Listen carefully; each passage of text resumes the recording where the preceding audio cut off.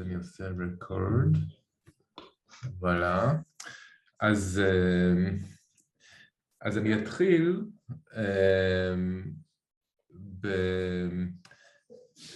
להודות לכם קודם כל שבאתם, כי זה באמת, יש כאן איזה אלמנט קצת אישי מבחינתי,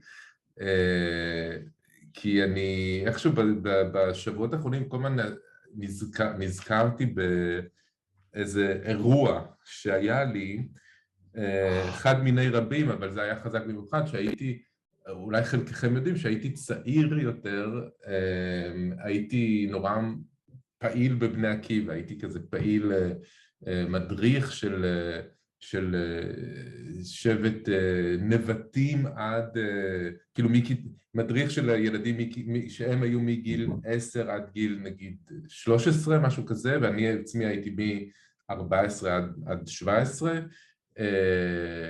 והייתי מאוד חלק מאוד חזק מסניף מלאבס, סניף פתח תקווה של תנועת בני עקיבא. ואיכשהו משום מה תמיד הייתי השמאלני של החבורה, ואני זוכר שבעיקר סצנה אחת שבאה לי מאוד חזק, זה שכבר הייתי בצבא, זה היה כבר בגיל, שהייתי בן 19, זה היה בשנת 93, ומירי ורחל, מירי בהרה ורחל יצחקי, שהיו הקומונריות, הם כאילו השירות לאומי שלהם, הם היו הקומונריות של הסניף שבו אנחנו הדרכנו בעבר, סניף כפר גנים של פתח תקווה, זה השכונות העשירות הדתיות של פתח תקווה. והם הזמינו אותי לבוא, בדרך כלל בסניפי בני עקיבא, כל יום שישי יש כזאת פעילות, שזה היציאה של האנשים הדתיים, הרי לא הולכים לברים, לא הולכים לקולנוע, לא הולכים למועדונים, אז היציאה זה יום שישי אחרי ארוחת ערב, אחרי ארוחת שישי, מתכנסים בסניף של התנועה, ושם יש איזושהי הרצאה, ואחרי זה מין מינגלין כזה, עד השעות הקטנות. בלי נגיעות ובלי זה, אבל עדיין יש בזה מספיק את הריגוש החברתי שגורם לך לצאת מהבית. והם הזמינו אותי לדבר, ומשום מה דיברתי על המצב הביטחוני, זה היה 93, זה היה כאילו אחרי הבחירות של רבין, זה היה, הייתה אופטימיות באוויר כמו שאומרים, תקופת פרה-אוסלו, אז אני לא זוכר בדיוק על מה דיברתי משהו כמו פתרון שני עמים, אני לא יודע, הייתי נורא צעיר, אני רק זוכר את הצרחות שאיזה 100 חניכים וחניכות של בני עקיבא הפנו כלפיי, זה היה ממש כאילו, הרגשתי ממש שאני בכלוב עם, כן, אני לא יודע, איזה דימויים אפשר לעלות כאן, אבל זה היה ממש כאילו דיברתי ופשוט לא הצלחתי להוציא מילה מהפה מרוב שהעליתי את זעמם הצרכני, שבסך הכל מה שניסיתי להגיד זה כאילו דברים הפשוטים, שפלסטינאים ובני אדם, שצריך לתת להם זכויות כמו שיש לנו זכויות, זה פשוט לא הצליח לעבור ברמה הכי בסיסית. ברור שזה גם קשור לאופי שלי, לאופן שבו אני מדבר, אבל אני חושב שיש כאן איזושהי מציאות שבה, ואתה רואה את זה, שאתה מדבר עם אנשים שהם מתנחלים, אתה רואה אנשים שהם ימנים, שהם לא מפלצות והם לא אנשים נוראים, אבל עדיין הם לא מצליחים להרגיש שום התרעמות או כעס או indignation, כמו שאומרים באנגלית, לגבי העוולות שהכיבוש, ושבכלל הפרויקט הציוני מעולל לציבור הפלסטיני מזה כבר כמה עשרות שנים. וזה המצב, זה נראה לנו נורא הגיוני, כאילו מה פתאום שהציבור הציוני הדתי, דווקא הציוני הדתי יאמץ איזושהי פרספקטיבה ביקורתית כלפי הכיבוש, וזה בדיוק הדבר שאני מנסה באופן תמים אולי לשנות, ומנסה, מקווה לשנות, ומנסה כאן לפתוח איזושהי דרך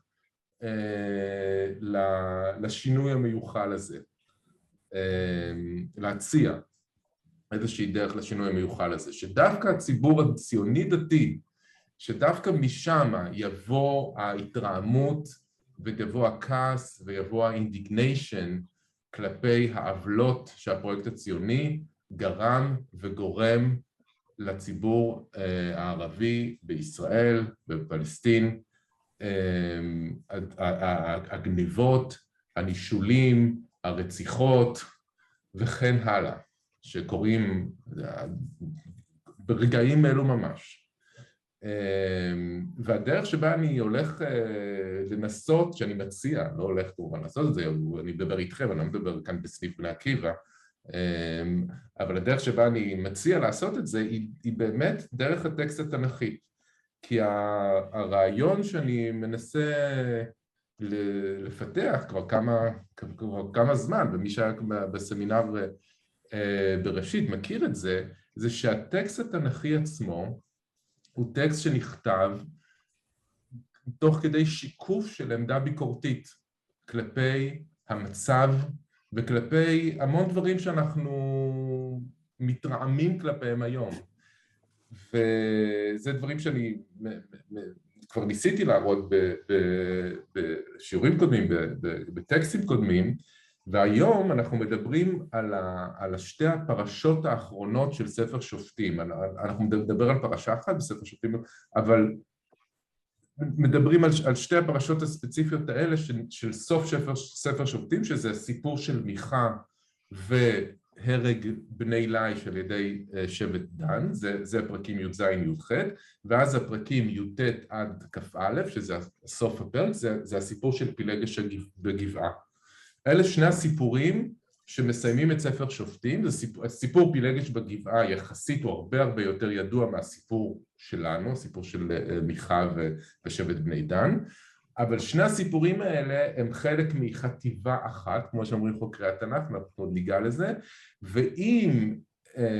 והסיפורים האלה, אני מציע לקרוא אותם כמשקפים נקודת מבט ביקורתית כלפי מה שהם מתארים. כלומר, בסיפור של פילגש בגבעה זה האינסטרומנטליזציה של אנשים, זה העובדה שהאישה היא איזושהי סרח עודף,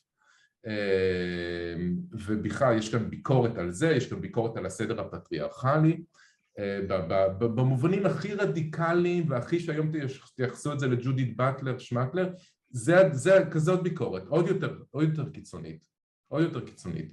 ובמקרה של הסיפור של בני דן וכיבוש ליש, אז יש כאן ביקורת על זה, על רצח של אנשים חשופים מפשע, על יצר התפשטות שיוצא מכלל שליטה, על שימוש בסימבולים דתיים בשביל לחזק ולהצדיק את ההתפשטות, ועל נישול וניחוס של בתים, של שדות, שאנשים אחרים עבדו עליהם, ועכשיו אתם באים ומתיישבים בהם, שזו טענה שעולה כמה וכמה פעמים בתנ"ך כלפי בני ישראל, דרך אגב.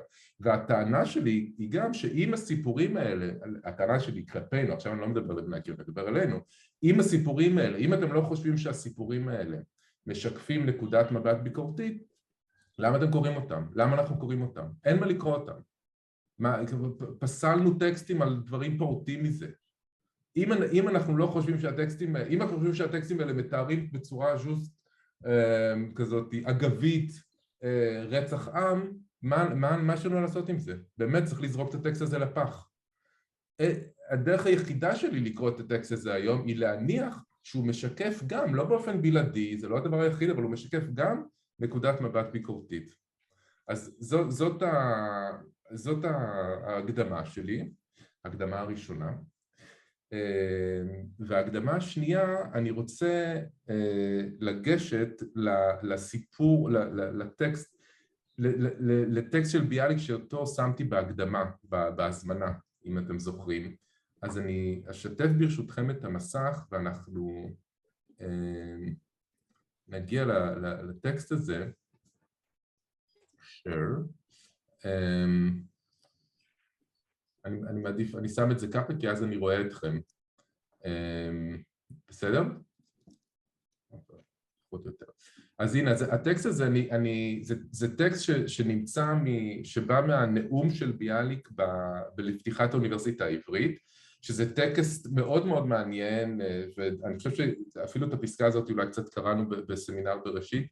בכל מקרה, אני רק אגיד שהנאום, שביאליק מדבר בשם הוועד הלאומי ליהודי ארץ ישראל, שזה הוועד שבו יושבים בן גוריון, בו יושבים כאילו גדולי היישוב, וזה הוועד שהולך, זה בעצם הרשות המבצעת של האספה הלאומית, זה כאילו הממשלה שבדרך, אוקיי? שנת 25, עדיין כמובן לא חושבים במונחים האלה, אבל עדיין שתבינו בשם אילו אנשים ואיזה מוסד הוא מדבר. והוא מדבר באירוע הזה שהוא אירוע בינלאומי של פתיחת אוניברסיטה העברית במעמד הלורד בלפור, הנציב הרברט סמואל, בציבור יש את כל נכבדי היישוב, גם נכבדי העדה הערבית, זה חתיכת אירוע וכבר הרבה נכתב ודובר על זה, לא ניכנס לזה עכשיו. מה שמעניין, הנאום של ביאליק, שזה טקסט מרהיב כמובן, עם המון בעיות כמובן גם, הנאום הזה הוא מורכב משני חלקים. החלק הראשון הוא פונה לעם היהודי ולעם היהודי בכל תפוצות הגולה, ומנסה כאילו לתת את המשמעות של מה זה אומר לפתוח עכשיו אוניברסיטה יהודית בארץ ישראל, בירושלים, עושה איזשהו חיבור בין העבר לעתיד, מנסה לתת, זה טקסט מרתק. החלק השני של הנאום, שהוא קצת יותר קצר, פונה ישירות ללורד בלפור. זה החלק שבו הוא מספר ללורד בלפור בעצם מה קורה כאן מבחינה יותר כללית, לא מנקודת מבט של העם, אלא יותר מנקודת מבט גיאופוליטית, היסטוריה עולמית, אם תרצו, אוקיי?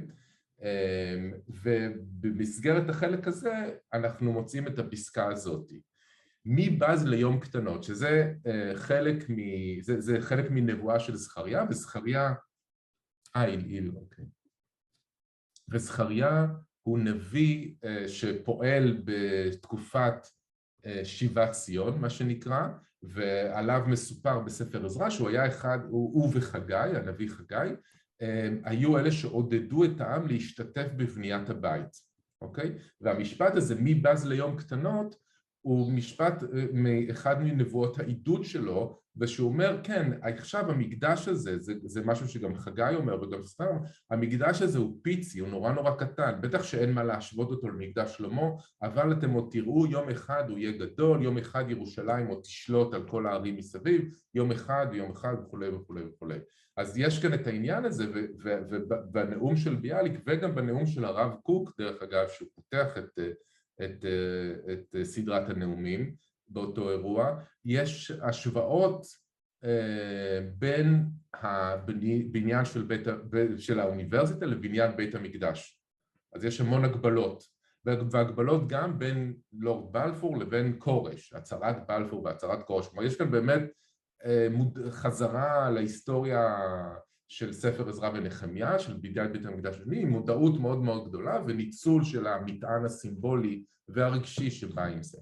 אז כאן אנחנו רואים כאן דוגמה מאוד טובה, מי בז ליום קטנות, הוא מנסה כאילו, כפי שחשבנו שהמקדש השני הוא קטן ועלוב, ובסוף הוא הפך להיות מה שהוא הפך, אז כך גם האוניברסיטה הקטנה הזאת הופכת, תהיה מוסד מאוד גדול. אבל מה שהוא אומר כאן זה עוד משהו.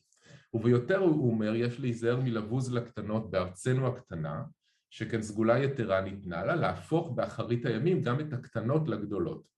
ואז הוא מספר, לפני כ4,000 שנה התלקטו אל הארץ הזאת, מאורקסדים מארם, ממצרים ומדבר ערב, כנופיות של רועים נודדים מפורדים לשבטיהם, שמהם נבנה לבסוף, אחרי גיגולי מאורעות, לא חשובים לכאורה, עם קטן ודל גם בזמנו, לא חשובים לכאורה, כלומר מנקודת המבט שלך, בלפור, או מנקודת המבט של האימפריה, מנקודת המבט של ההיסטוריה האוניברסלית של העולם, המעבר הזה, המעבר מן האימפריות, מיוון לרומא, לגרמניה, לאנגליה, מנקודת המבט הזאת, גלגולי מאורעות לא כל כך חשובים, שבכל זאת יצרו עם קטן ודל, עם ישראל, מעטים ורעים היו ימי העם הזה בארצו, ואולם הוא הקים מקרבו אנשים, קטני ארץ אף הם, רועי צאן ובוקרים, חורשי אדמה ובולסי שקמים כיתר אחיהם, אשר נשאו סערת רוח אלוהים בליבם ואת רעמיו וברקיו בפיהם.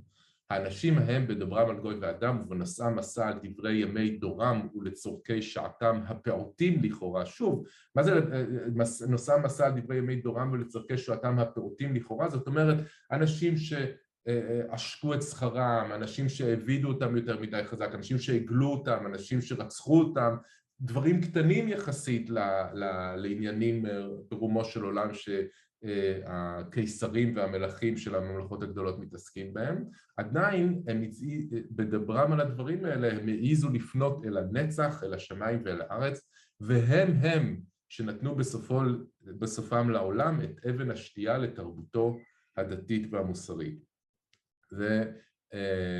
ובסופו של דבר הוא יביא את זה גם לישו בנאום, אתם מוזמנים לקרוא את זה, זה זמין באתר בן יהודה.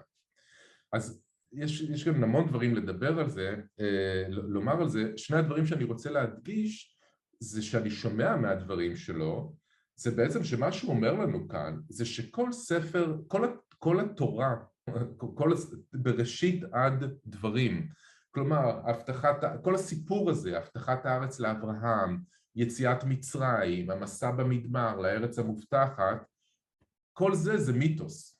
זה מה שהוא אומר לי פה, שזה שקר, זה סיפור שסיפרנו לעצמנו, אבל שזה לא נכון, ושבעצם עם ישראל נוצר מקבוצות קטנות, קבוצות שונות של רועים מפורדים, מכל מיני מדינות, מכל מיני ארצות במזרח. וזו אמירה מאוד מעניינת ומאוד חזקה, כשהיא באה מהמשורר הלאומי, כן? זה מישהו שיש לו say לגבי המיתוס הלאומי. אז כשהוא אומר את זה, זה מעניין, צריך לשמוע, צריך להקשיב. דבר שני שהוא אומר שנראה לי מאוד מעניין, זה שאופק הנצח של העולם, המוסרי והדתי, אוקיי, אבן השתייה, גם הבסיס וגם אופק הנצח, מקורו כנופיות של רועים נודדים מפורדים לשבטיהם.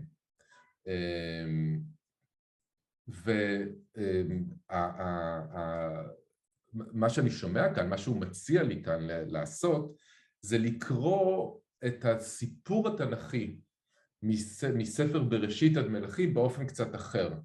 והוא בעצם רומז לנו כאן שהחלק הבאמת היסטורי, או היותר היסטורי, של הסיפר הזה, מתחיל בספר יהושע ושופטים. אז מתחיל באמת החלק ההיסטורי, ומה שבא לפני זה מיתוסים שמסופרים מנקודת מבט מסוימת, ולא צריך לקחת אותם ברצינות מבחינה היסטורית.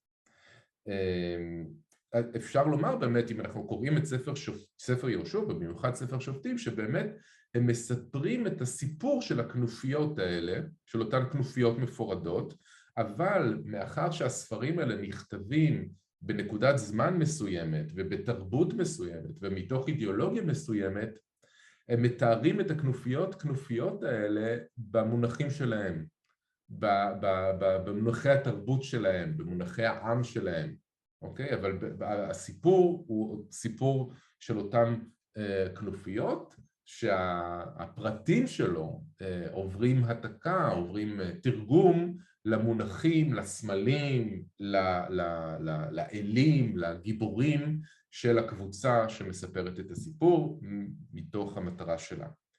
וכאמור, אם אנחנו קוראים את הסיפור הזה של ספר שופטים באופן כללי של כל הסיפור התנ"כי, אנחנו רואים באמת שלעם ישראל שיוצא מהסיפור הזה אין הרבה מה להתגאות, זה לא סיפור, זה לא שיר הלל לעם ישראל.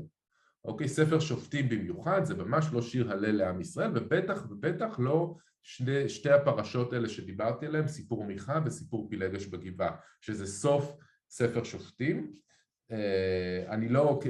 אם אני צריך לקחת את זה כמיתוס לאומי, באמת שאין הרבה, של העם שלי, אין הרבה, לצערי יש כבר הרבה, אבל זה באמת אחד הפרקים האפלים של ההיסטוריה של ישראל, אם ניקח את זה ברצינות כחלק מההיסטוריה של ישראל, האפיזודות האלה.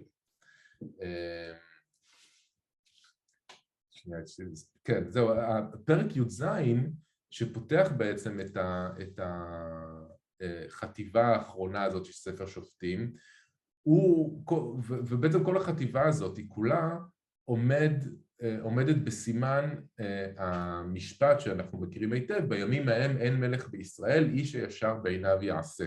אוקיי, המשפט הזה בעצם מופיע רק בחלק הזה של ספר שופטים, בסוף חלק שופטים, אבל הוא מסמן עבורנו את כל תקופת השופטים, וכמובן תקופת השופטים שקשורה לשבועות, דרך ספר רות, ודרך עוד דברים שאנחנו מיד נגיע אליהם, זה קשור איכשהו. הסיפורים של החלק הזה, גם חשוב לומר, כלומר הסיפור של מיכה ופילגש בגבעה, הם מתנהלים בתקופה קצת אחרת, או אפילו על פי כרונולוגיה אחרת, כאילו זה ממש איזו מסורת סיפורית קצת אחרת מהסיפורים של שאר ספר שופטים, כי ספר שופטים מתחיל בסיפור על כיבוש ירושלים, אוקיי? בקיצור, ירושלים היא כבר חלק של ישראל ברוב הסיפור של ספר שופטים, היא מוחזקת על ידי יהודה, אבל בסיפור פילגש בגבעה, אם אתם זוכרים, אז האיש הלוי, האיש שהוא הפילגשי שלו, הוא נמנע להיכנס ליבוס של ירושלים, כי היא עדיין מוחזקת על ידי הנוכרים. אז אתה רואים שיש כאן באמת איזשהו סיפור שהוא קצת ממוקם באיזו כרונולוגיה אחרת, וכנראה בא ממסורת סיפורית אחרת, מזאת של שאר הסיפורים של ספר שופטים, או לפחות של תחילת ספר שופטים.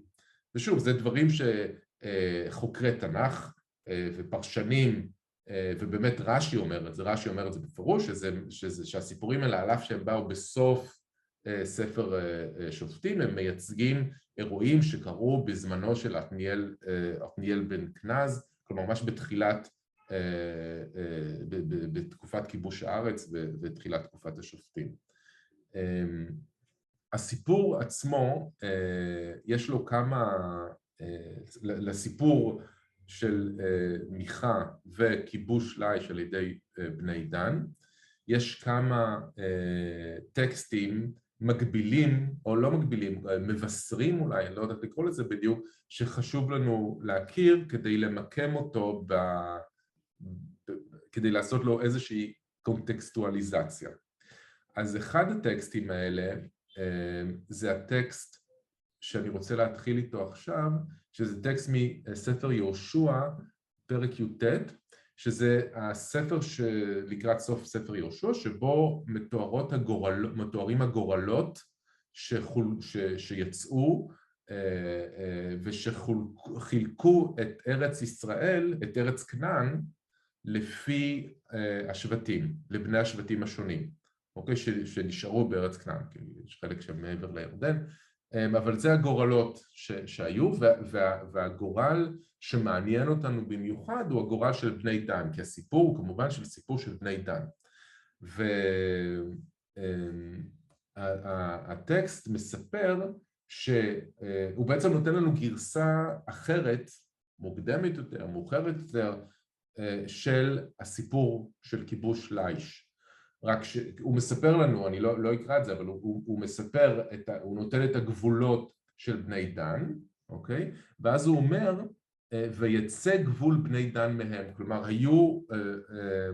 הם היו יותר מדי אנשים, והם לא הצליחו, הם רצו להתפשט, רצו לגור במקומות אחרים, מאיזושהי סיבה, אוקיי?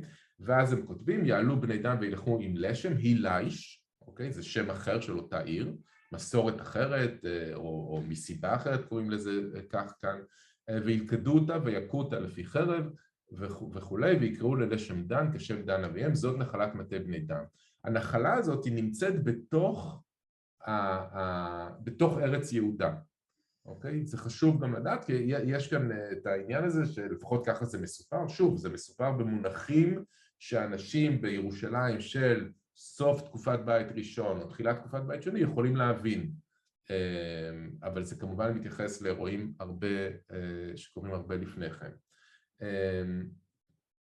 אז כן, בואו נזכור את זה. עכשיו, צורעה והשתאול, כמובן, אם אתם...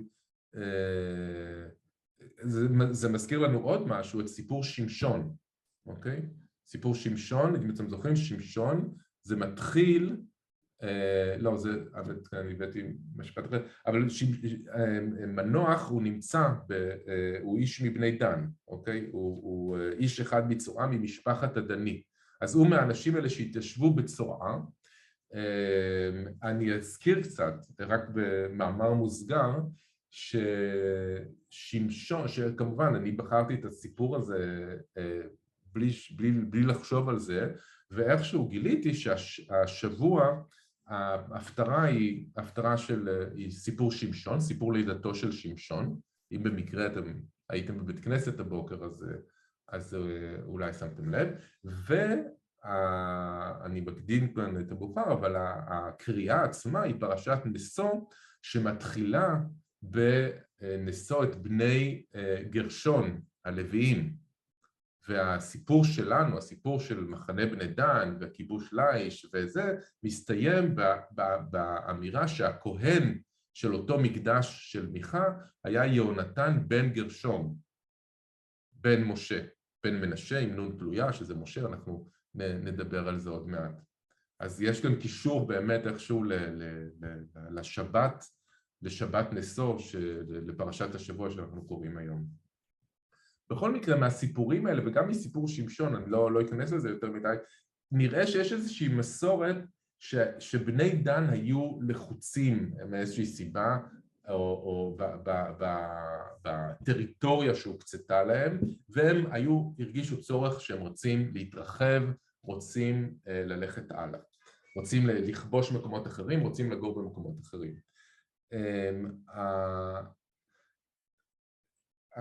הסיפור בשמשון גם הוא מעניין, בכל זאת אני כן טיפה אדבר על זה, האמירה ואבי ואימו לא ידעו, כמו שהוא רוצה ללכת לפלישתים, לקחת אישה מפלישתים, ואבי ואימו לא ידעו כי מהשם, אני אגיד השם, מהשם היא כי תואנה הוא מבקש מפלישתים, ובעת ההיא פלישתים מושלים בישראל.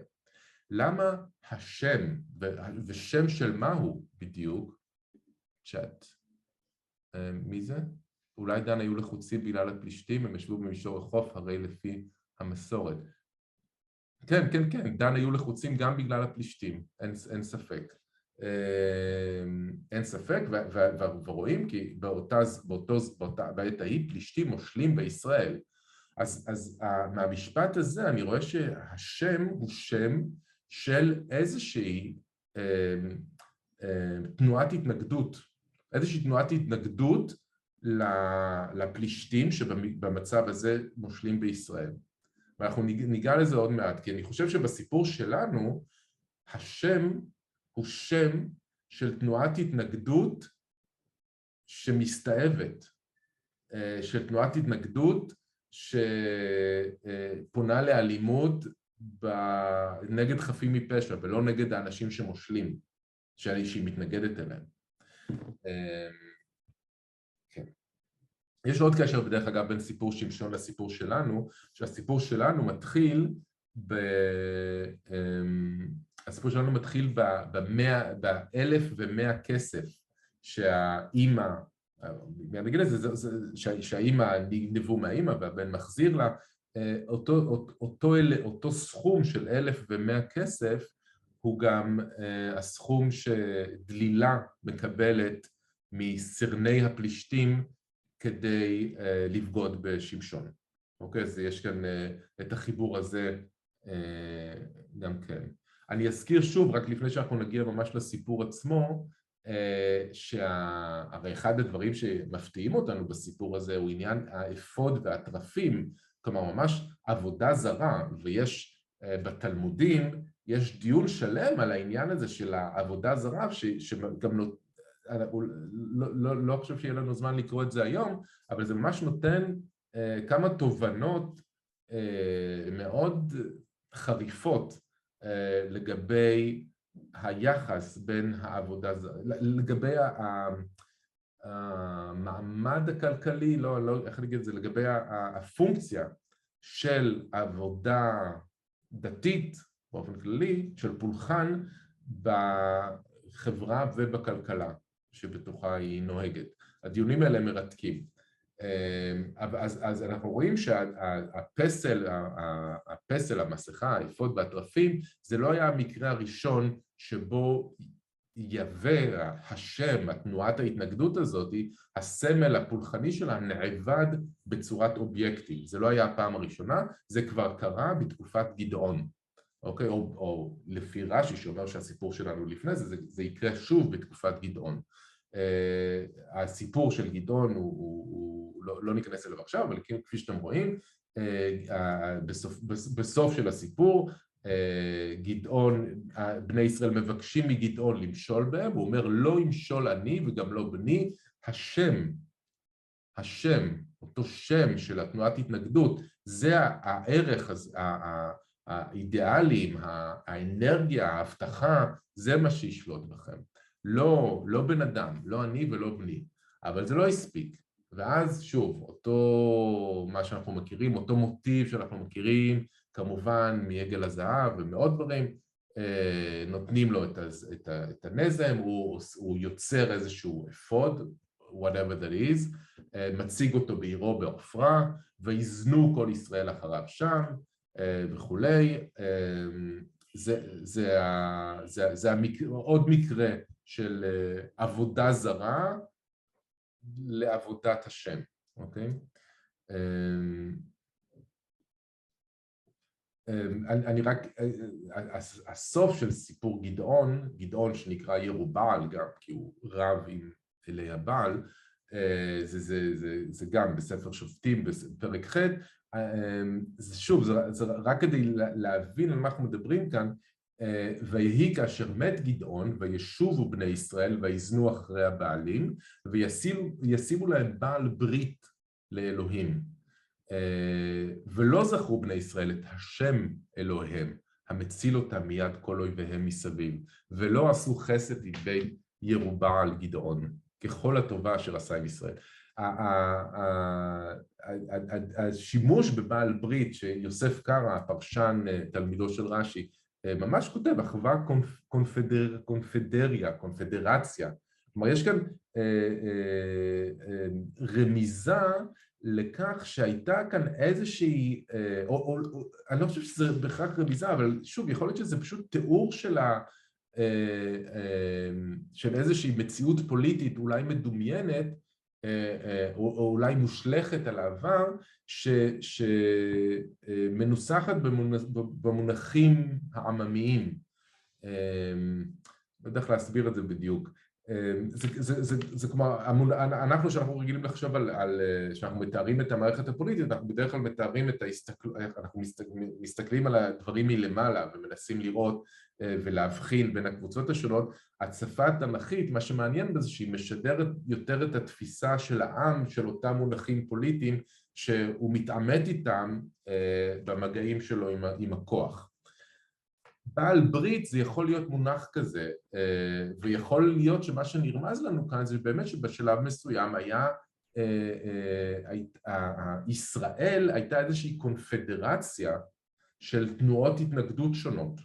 זה מה שישראל היה, שתנועות התנגדות שונות שבאו באמת, אם נחזור לאמירה של ביאליק, שבאו מארצות שונות במזרח, הגיעו לחבל הארץ הזאת, נישאים אולי על ידי איזשהו רעיון, או איזושהי הבטחה, או איזושהי תקווה שכאן הם יהיו משוחררים, הגיעו לארץ הזאת, ראו שמה לעשות, היא כבר מיושבת, והסיפור הפך להיות הסיפור שאנחנו פחות או יותר מכירים.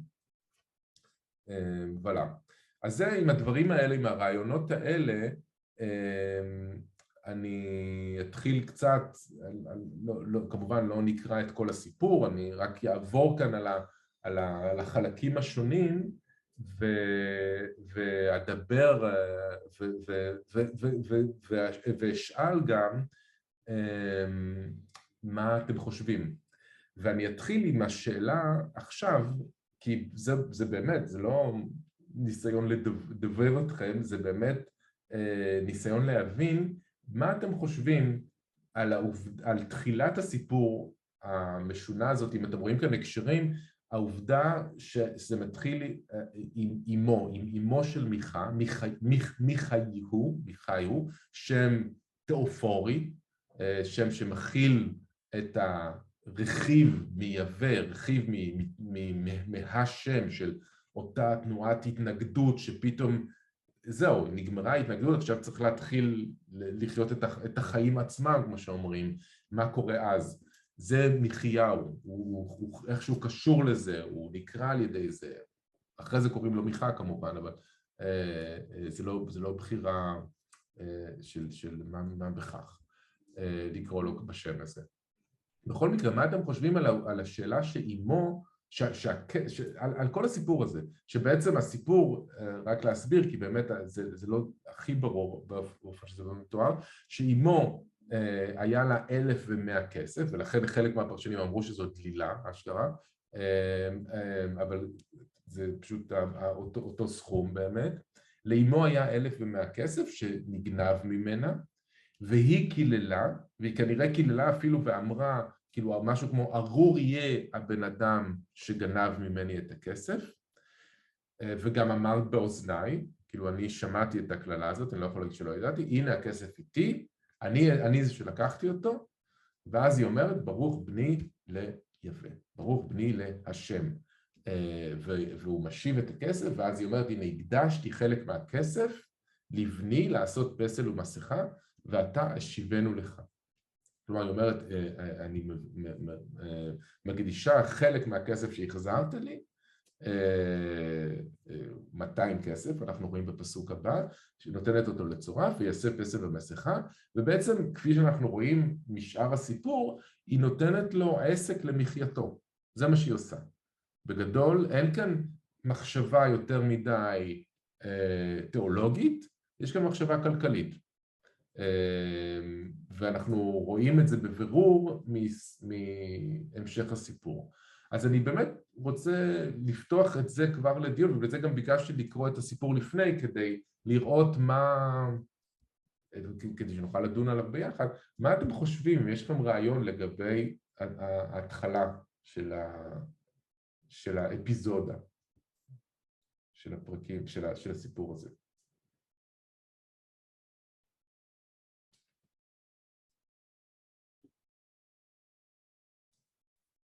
רון, תוכל לחדד את השאלה אולי קצת? כאילו, מה בדיוק מפתיע אותך בהתחלה הזו? מה שמפתיע אותי זה לא בדיוק מפתיע אותי, אבל הסיפור הוא... לא יודע מה מפתיע אותי. לא חושב שזה מפתיע אותי, אבל יש כאן משהו שמפריע לי, יש כאן משהו לא נעים, יש כאן משהו שהוא נראה לי... כמו מין גרסה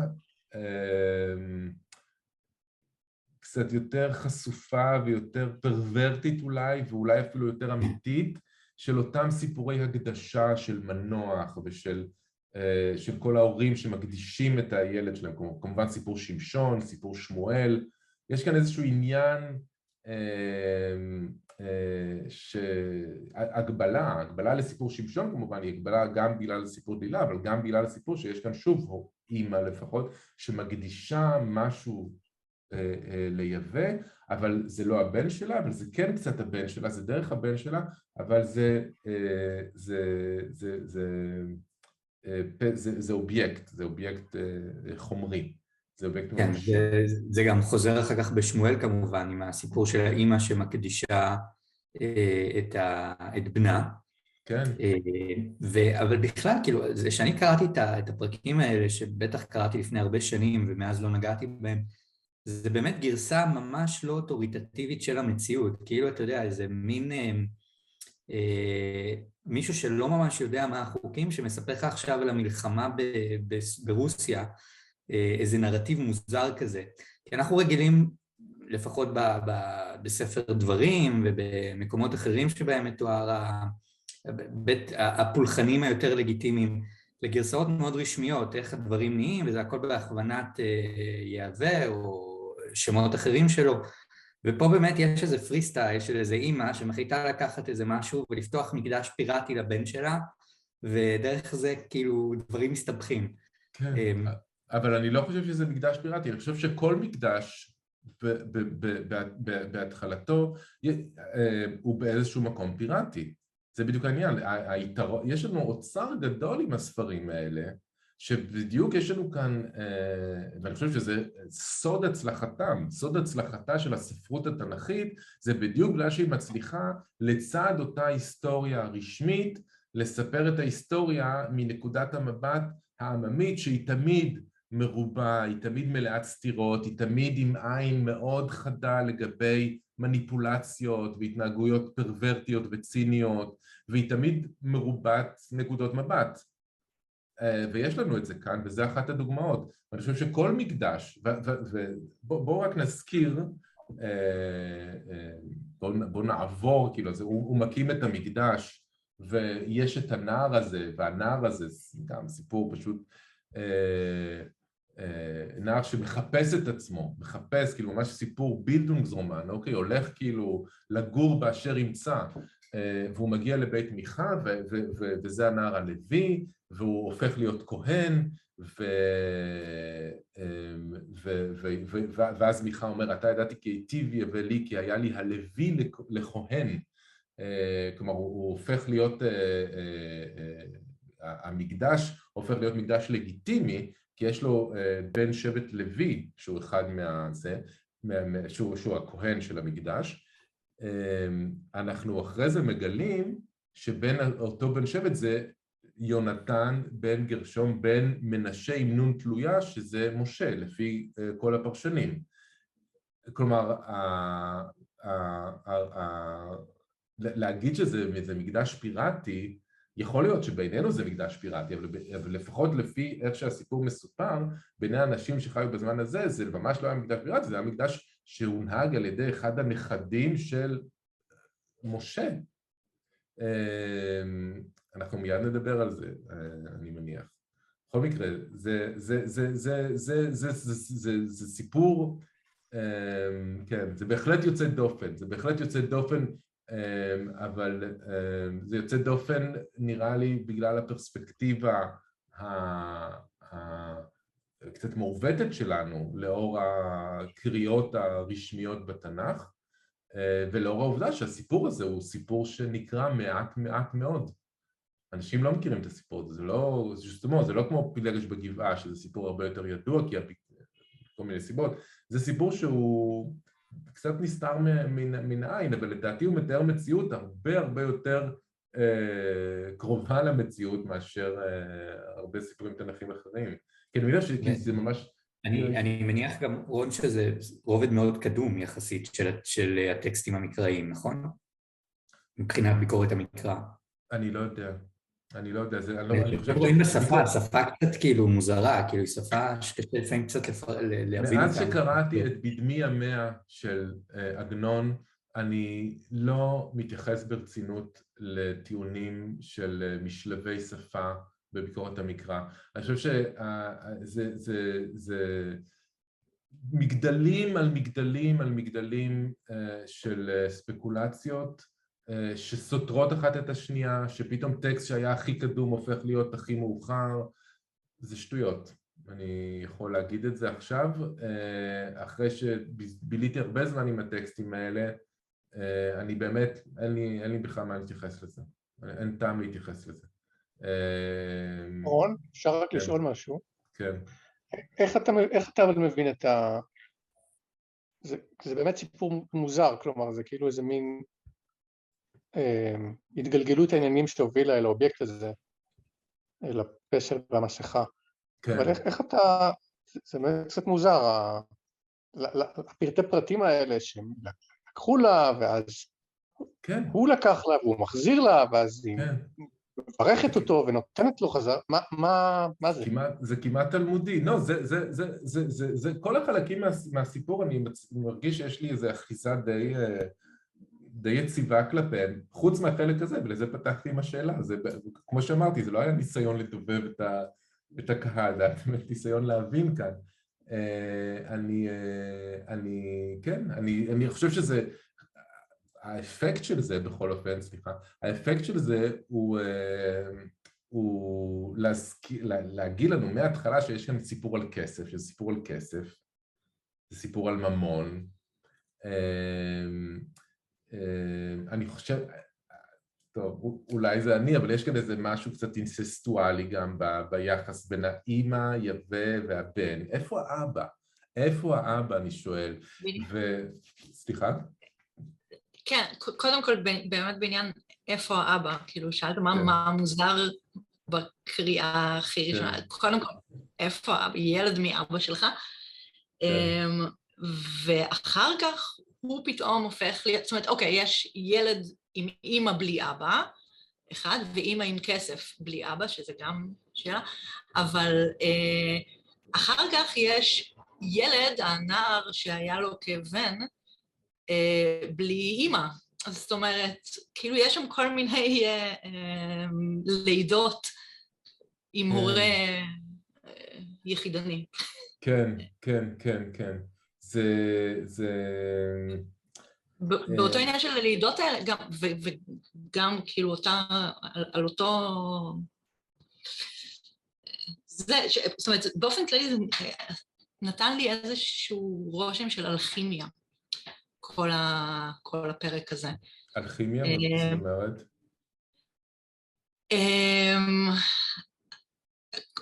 אוקיי, נגיד, קודם כל באמת נגיד היצירה הזאת של הבן כאילו בלי אבא, והחלק השני, אבל גם היצירה מהכסף של הטרפים והאפוד, והיצירה של הכהן מהלוי. כן, אבל זה... איך הופכים לוי לכהן? זהו, אני חושב שהסיפור הוא גם על זה. אני חושב שהסיפור הוא גם על זה, כלומר, הלוויים, הכהנים הרי בני שבט לוי בעיקרון. עכשיו, הסיפור, זה נכון, הסיפור, כלומר, אפשר לראות כאן שיש... כאילו, גם הנער הזה עובר כל מיני מטמורפוזות תוך כדי הסיפור, גם כל מיני דברים. כן, עד שהוא הופך להיות יונתן בן גרשום בן משה בסופו של הסיפור, כן, הוא נהיה ממש... אבל הוא אפילו, מהמקור הוא לא לוי, אלא משבט יהודה. מה שגם נורא מוזר, איך אתה הופך משבט יהודה ללוי. אז זהו, אז יש על זה דיון שלם בתלמוד, שאבא שלו משבט יהודה, לא, אבא שלו משבט לוי, ואמא שלו משבט יהודה, או אמא שלו, יש על זה דיון שלם בתלמוד כמובן, בתלמודים. כשאני קורא את זה עכשיו, ויהי נער מבית לחם יהודה ממשפחת יהודה, והוא לוי, זה בדיוק העניין שאני חושב שלוי, זה יותר פונקציה, יותר קסטה אולי אפילו, מאשר שבט.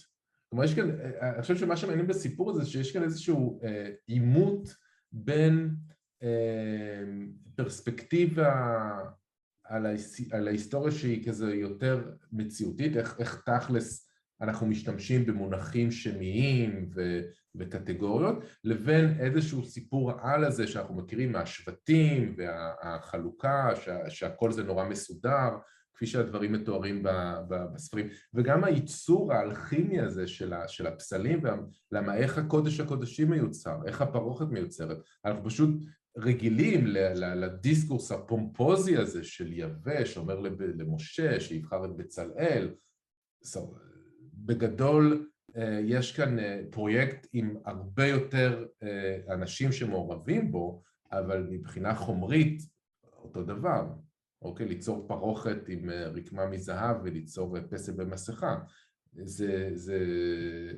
ההבדל הוא לא בתהליך הייצור, אלא במשמעות החברתית שלו. אז אני חושב שכן, לגבי המשפט הזה של הלוי, אני באמת חושב שהלוי הוא יותר פונקציה חברתית, תרבותית, והוא פונקציה שמעניינת במיוחד, לפי ההיפותזה שלי, היא מעניינת במיוחד את האנשים שכותבים את הסיפור התנ"כי, והאנשים שצורכים אותו לראשונה. מהסיבה שהלוויים, לפי מה שאנחנו רואים בספר עזרא ונחמיה ובספר דברי הימים, שזה הספרים היותר היסטוריים, בטח ספר עזרא ונחמיה, אנחנו רואים שהלוויים יש להם באמת איזושהי פונקציה של תיווך בין המעמדות העירוניים, המעמד העירוני הדי מצומצם בתקופה הפרסית, לבין המוני העם. זה הלווים. הלווים זה אנשים שאיכשהו מתווכים בין המעמדות, בין הכהנים לבין העם, בין הכהנים לבין ישראל, אוקיי? אז הם שייכים למעמד של הכהנים, אבל הם לא בדיוק כהנים. איך זה בדיוק קורה, ואיך הוא... אנחנו לא יודעים. כלומר, מה באמת הגנאולוגיה של כל האנשים האלה. שנייה, יש שאלה. זה מן הסתם מסביר גם מדוע לוויים מנחש. כן, זהו, זה אחד הדברים המרכזיים שאנחנו רואים כבר באמת שבתורה מדברים על זה שללוויים, אין נחלה. הם אמורים להסתדר והם יושבים בכל מיני מקומות. אז אפשר לומר, יכול להיות שהלוויים היו איזשהו שליחים של השלטון המרכזי, שהתיישבו במקומות שאליהם הם נשלחו. אני מציע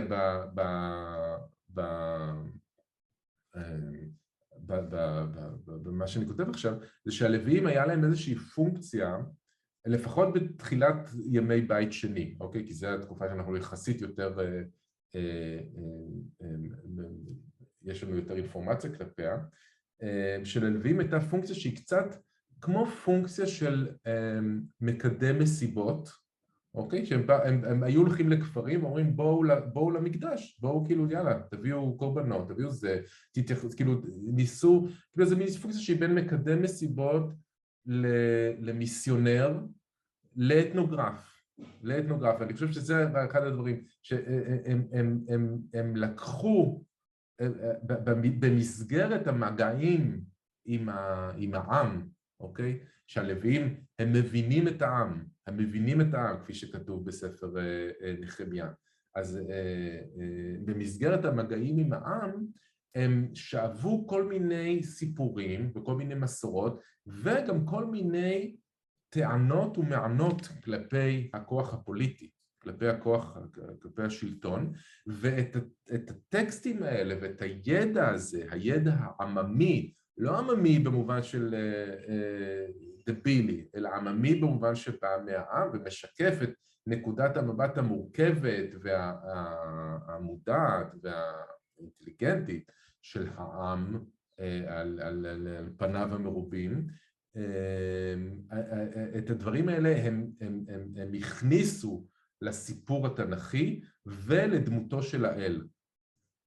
אם אתם קוראים את הדמות, ודיברנו על זה הרבה בסמינר בראשית, אם אתם קוראים את הדמות של האל בספר בראשית, במיוחד, אבל גם בספר שמות, אתם רואים שזה בכלל לא אל גדול ונישא וערך אפיים וכל התהילות וכל התהילים שמוקדשים עליו, זה אל קטנוני, זה אל פחדן, זה אל שהוא מדבר בסיפור עם הסנה הבוער, איך שהוא מדבר על משה, הוא מדבר כמו איזה בוס שרק רוצה שהפקיד שלו ימהר לעשות את העבודה, אין לו סבלנות אליו. יש כאן המון, לדעתי, ידע פופולרי, ידע עממי על המציאות החברתית והפוליטית שמקודד לתוך הסיפור הזה, וזה אחת מסיבות ההצלחה של הסיפור הזה בדורות הראשונים נובעת מהמקום הזה, והסוכנים שאחראים לזה הם הלוויים. זה היפותזה שפיתחתי, ואני מעלה אותה כאן כדי לדבר על העניין הזה שהנער הוא לוי. שהנער כאן הוא לוי, והסיפור כאן הוא גם על המעמד הזה. הוא אומר לנו גם משהו על המעמד הזה, והוא גם ביקורת כלפי המעמד הזה. והעובדה שהוא יכול ללכת לכאן ולכאן. נמשיך את הסיפור, אני רואה שהזמן הולך ותם. אז טוב, הסיפור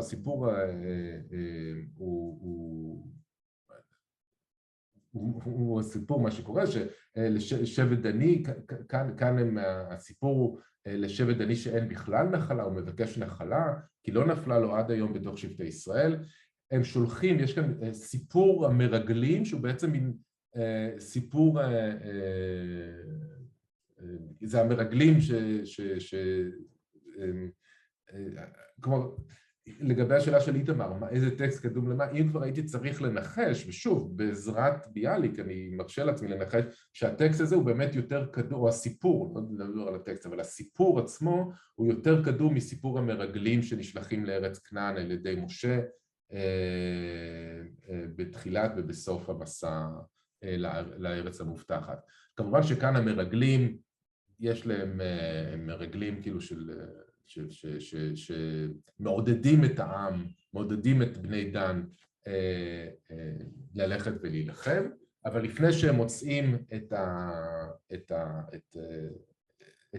את הארץ שאותה הם הולכים לכבוש, הם ניגשים לבית מיכה, והם מכירים את כל הנער הלוי, שואלים אותו מי אתה, והוא אומר להם, ולה, ככה וככה עשה לי מיכה, ויזכרני ואילו לכהן, ואז הם אומרים לו, אוקיי, אז שאלנה באלוהים ונדע, האם דרכנו תצלח, והוא אומר להם, לכו לשלום, נוכח יבא דרככם אשר תלכו בה.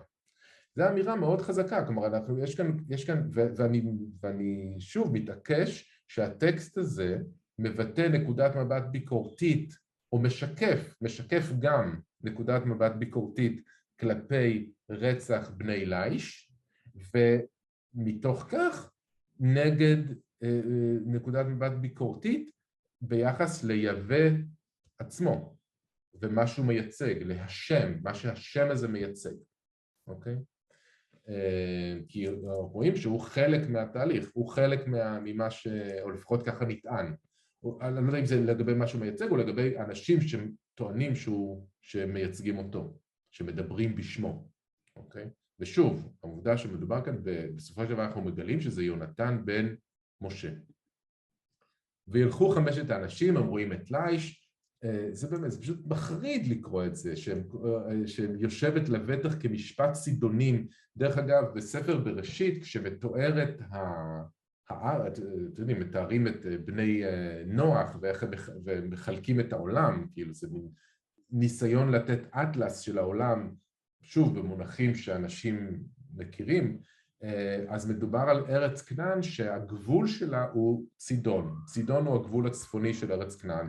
אז כנראה שבאיזשהו שלב, לפחות הסיפור הזה מתייחס לכנראה איזושהי מציאות, או מציאות שחשבו שככה הדברים היו, שבאיזשהו שלב צידון הייתה העיר שהייתה אמורה לפחות באופן רשמי, זה היה העיר שהכנענים חיו על פיה, לפחות בשלב מסוים. זו הייתה העיר הדומיננטית, אוקיי, של הכנענים, אבל בשלב הזה כבר לצידונים כנראה היו את העניינים שלהם, והם לא כל כך התעניינו במה שקורה בדרום הממלכה שלהם.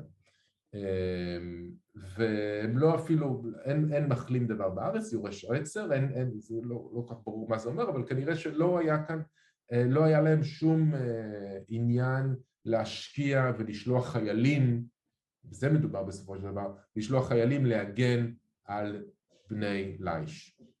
ואת זה 5 האנשים, 5 המרגלים הבינו, ואז הם באים לאחיהם בצורה ואשתאול, ואומרים להם, יאללה, קומה ונעלה עליהם, בואו נלך, אל תעצלו, לבוא לרשת את הארץ. אוקיי, שוב, ממש המרגלים המעודדים.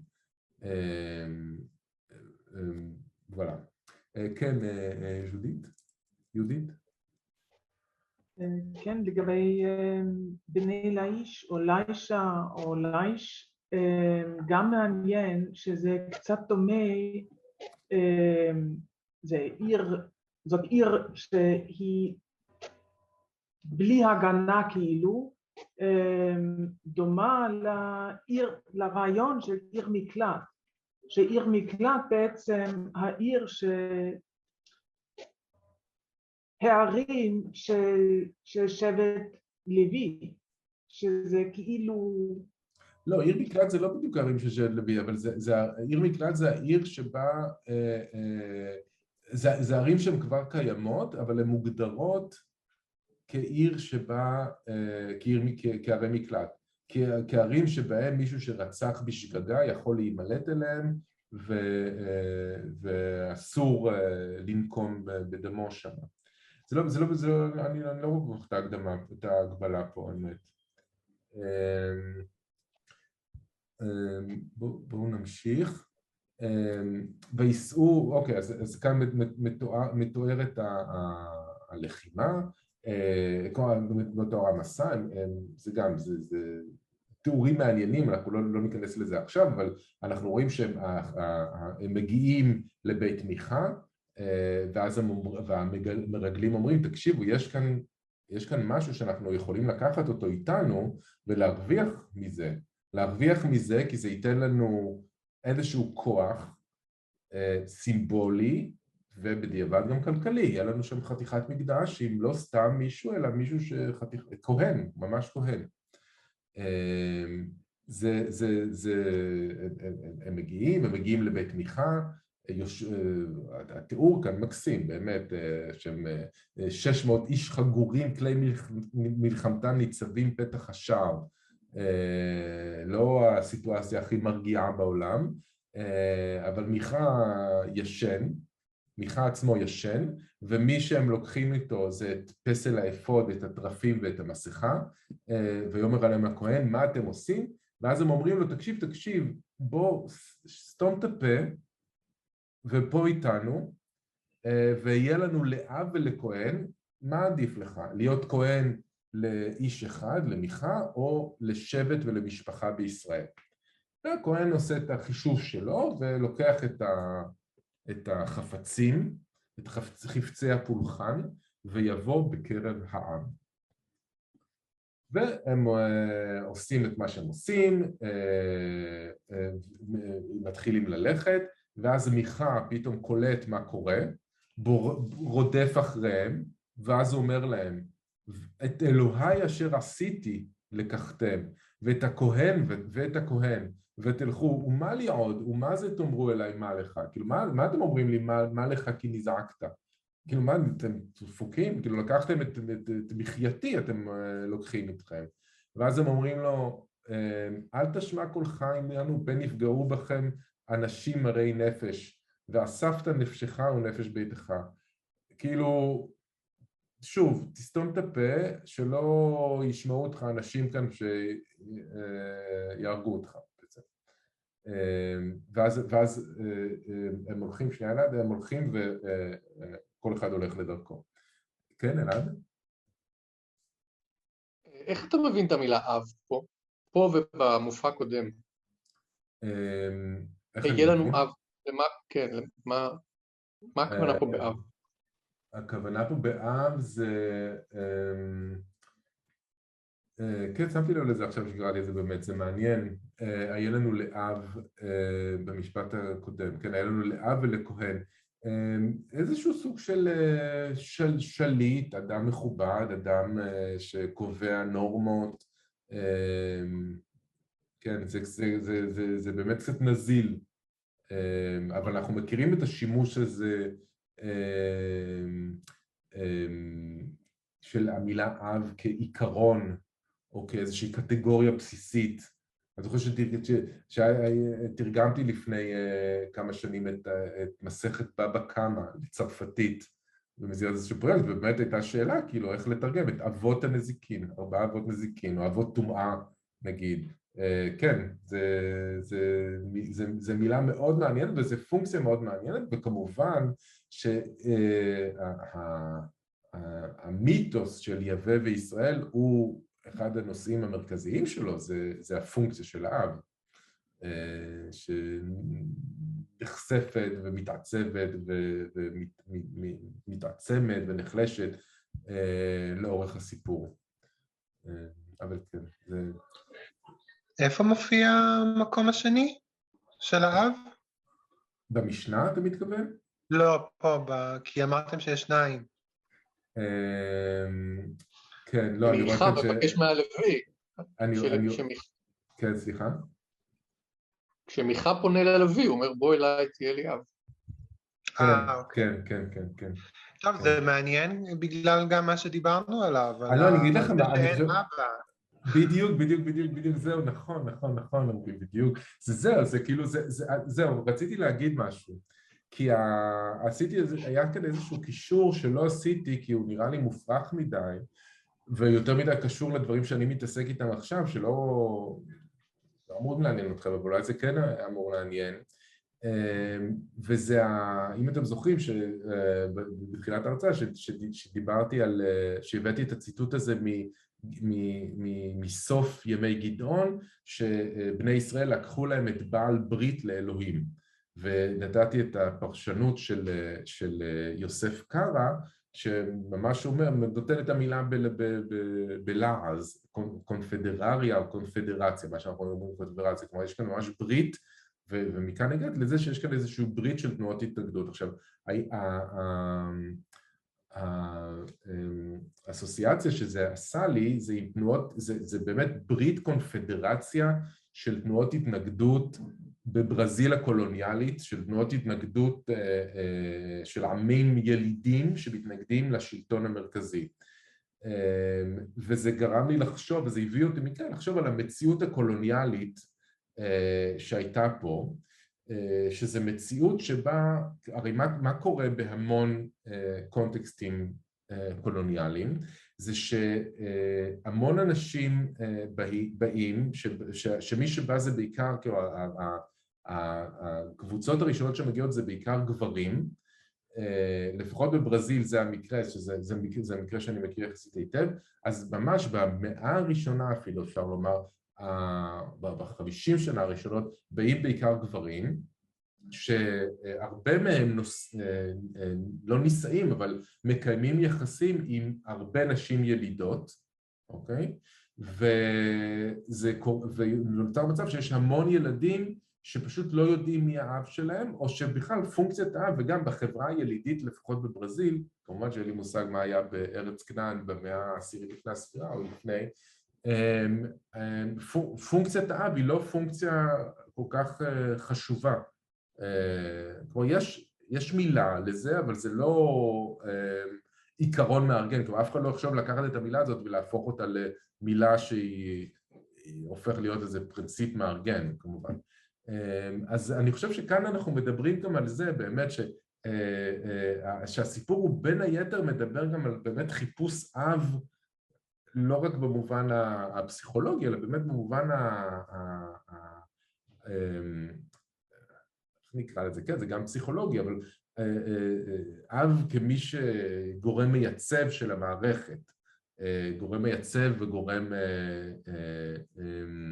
שמעניק חוק וסדר וכיוון אולי, אבל כן, בהחלט יש כאן את האלמנט הזה גם, והסיפור הוא גם על איזשהו ניסיון, כושל או לא כושל, של חיפוש אב במובן הזה. כן, זה שרשרת אסוציאציות, אני מקווה שזה היה פחות או יותר הגיוני. אני רק אקרא... לדעתי ממש. כן. לדעתי זה חשוב. כן, זה מאוד מאוד חשוב, מאוד מאוד חשוב. כן, ההתחלה היא באמת, כלומר, אני שואלת את עצמי, האם אנחנו יכולות להגיד שזה חבורה של ממזרים, כאילו. לגמרי. ברור. ברור, כבר ברור, לא ברור, זה ברור, אבל כן, יש כאן איזה משהו שאתה קולט, כן, יש כאן איזה משהו כאילו, מה שמרתק בסיפור הזה בעיניי, זה שהוא נותן לך איזושהי הצצה למסורת דיבורית וסיפורית, שפשוט לא מעניין אותה, הנרטיב האידיאולוגי. הנרטיב האידיאולוגי הזה שכאילו כולנו עם השרשרת יוחסי נורא מאורגנת ושכל אחד הוא בן לשבט אחר ואפשר לעלות ככה עד אברהם אבינו, זה לא מעניין אותה בכלל, אני חושב כאן, וזה כל כך מעניין. למה לא? אבל זה מה שאני לא מבינה, כי כאילו, היא כאילו מבקרת את זה על פניו, לא? מי? הטקסט, המסורת, המספר. המספר פה מבקר את זה? אני לא יודע אם הוא מבקר את זה, אבל זה נראה לי שזה פשוט, הסיפור הזה... לא, הוא אומר שאין מלך בישראל, אז כולם ממזרים וכולם פראיים, ואין שושלות ואין סדר. לכן גם הלוי הוא לא באמת לוי. כן. זה הכל מין שעטנז כזה.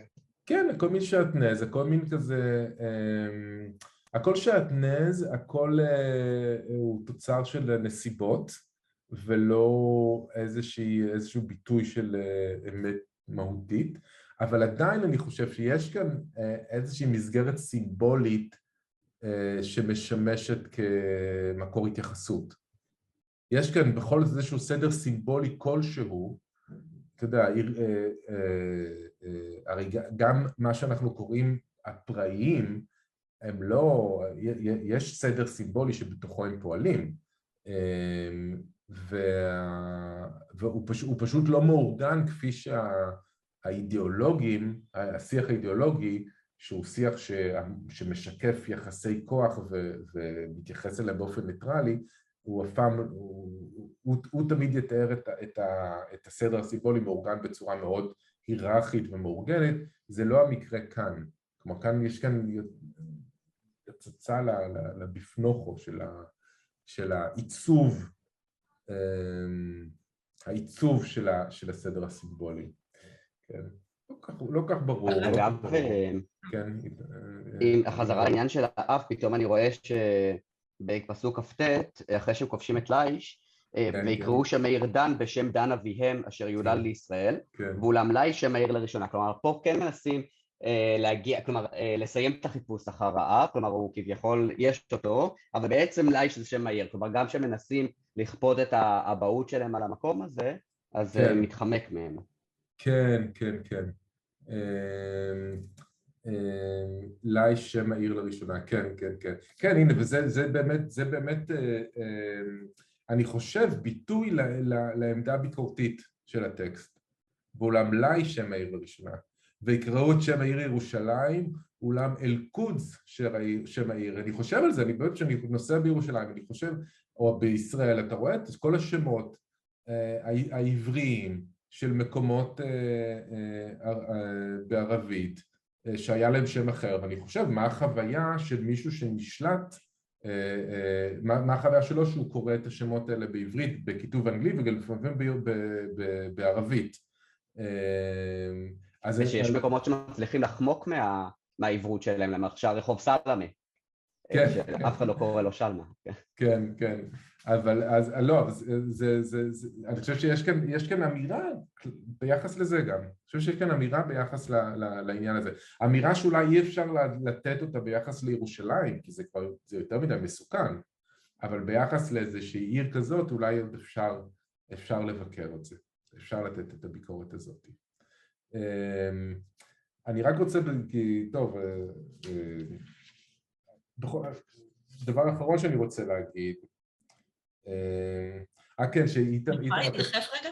לפני הדבר האחרון שאתה רוצה להגיד? ברור, ברור. לא, דיברת קודם על האבא כגורם מייצב.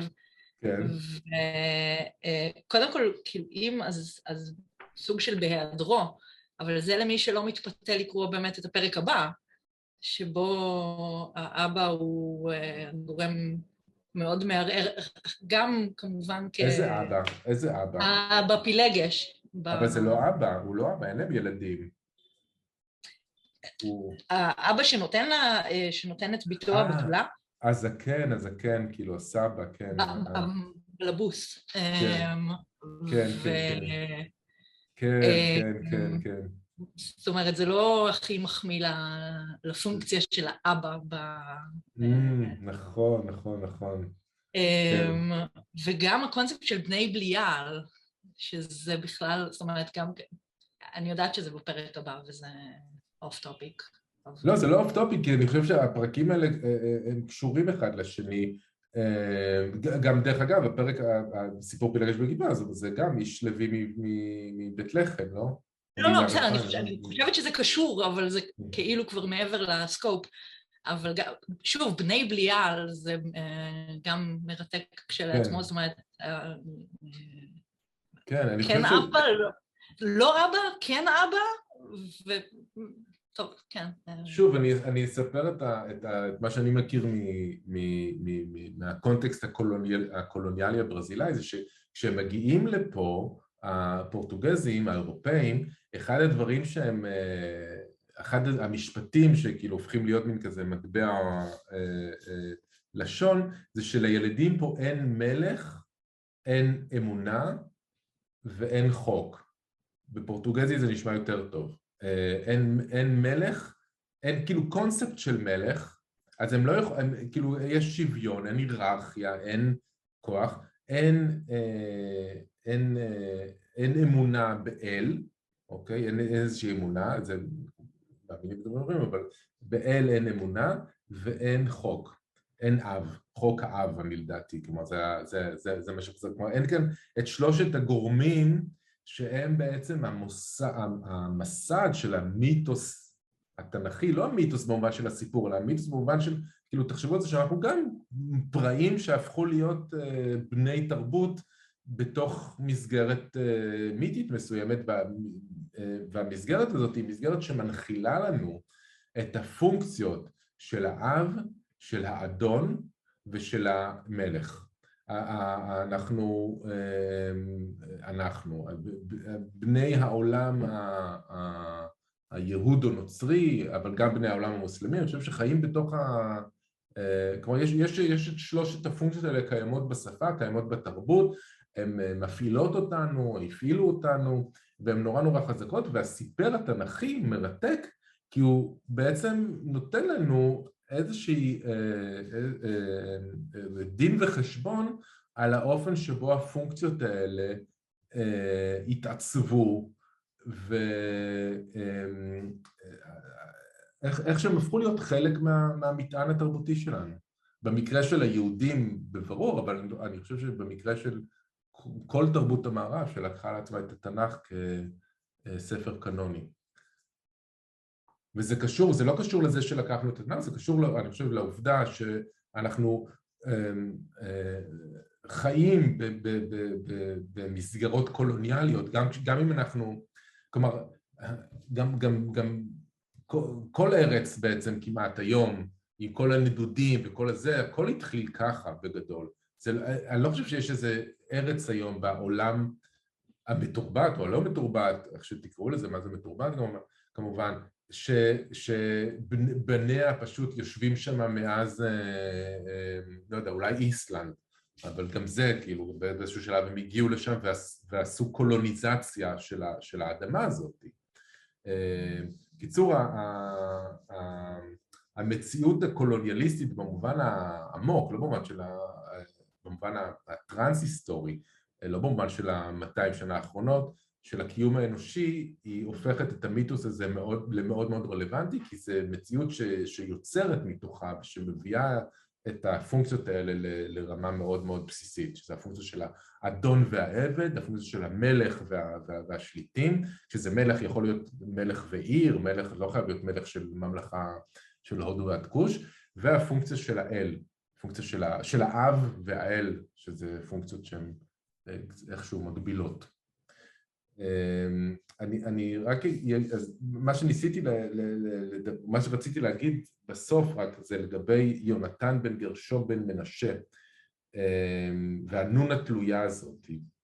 אז אני לא נדון עכשיו בתלמודים, כי יש, אם זה מעניין אתכם אז אפשר ללכת את זה איפה זה? מצאתי את זה, זה בברכות, בירושלמי ברכות אני חושב,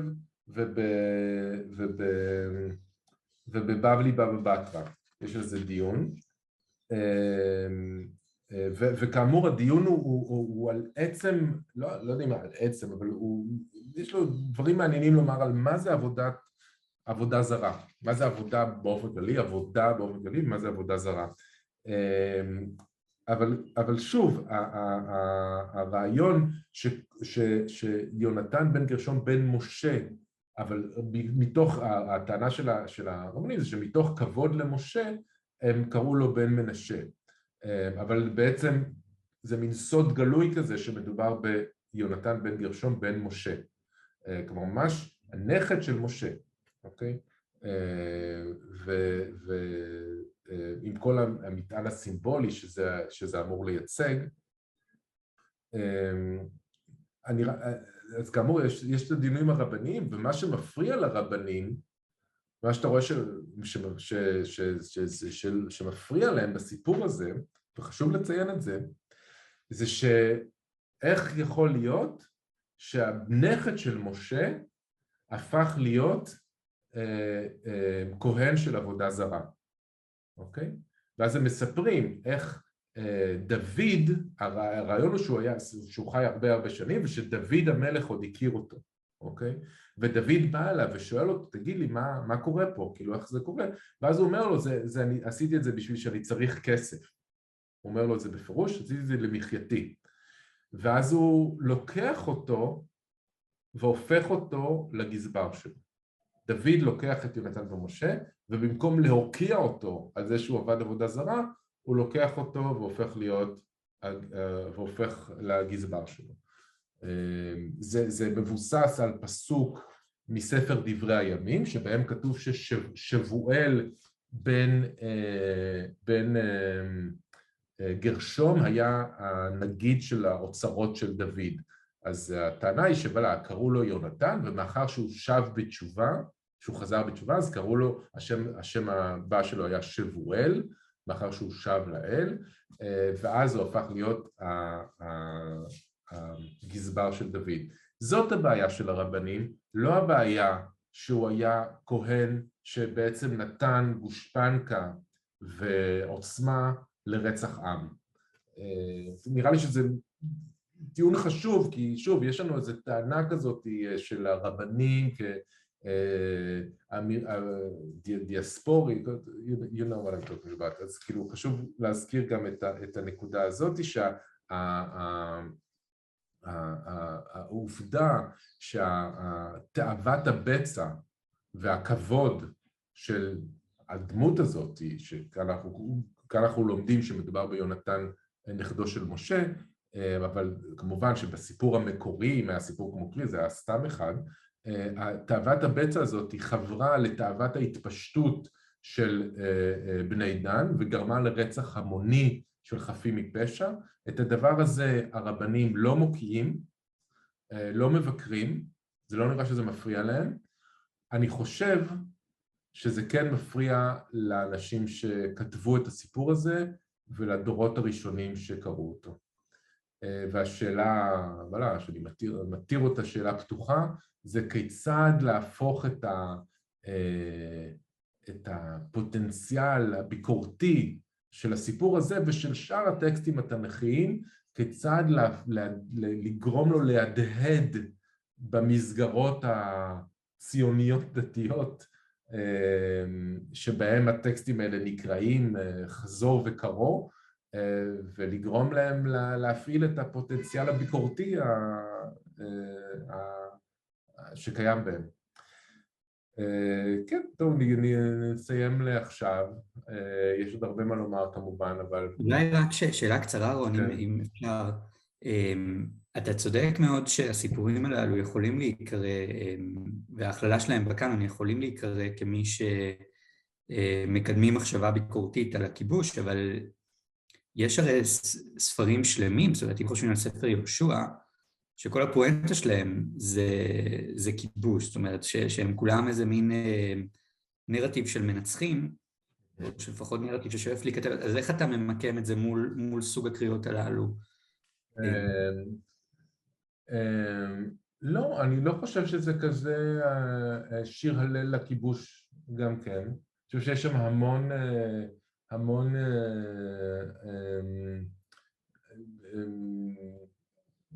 טקסטים שאפשר לקרוא אותם כביקורתיים.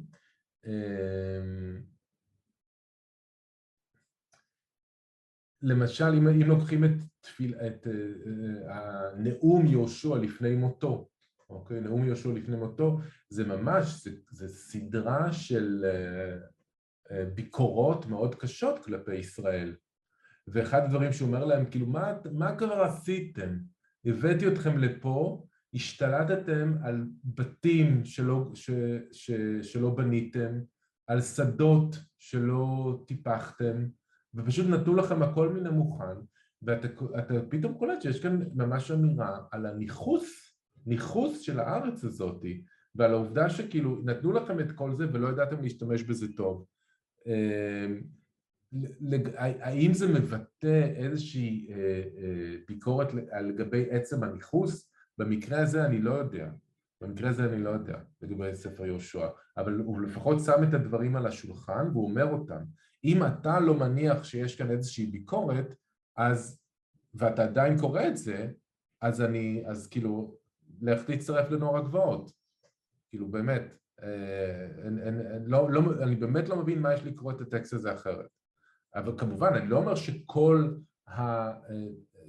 שהטקסט הזה נכתב אך ורק מתוך נקודת מבט כזאת. אני רק אומר שהטקסט משקף גם נקודת מבט ביקורתית. אוקיי?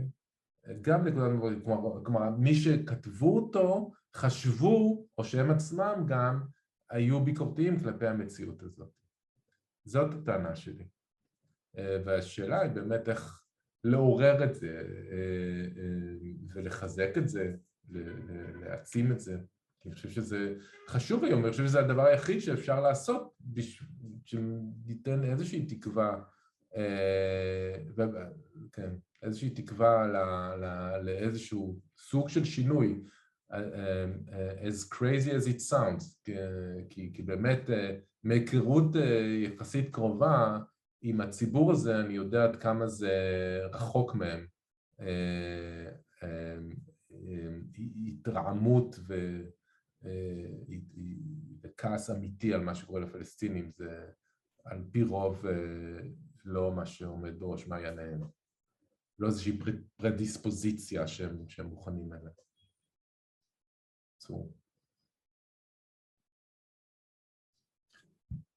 וואלה. תודה רבה רון, היה מאוד מעניין. כן, תודה רבה רון. תודה לכם. תודה רבה, זה היה מרתק. תודה. תודה. תהנו מהבלינצ'ס.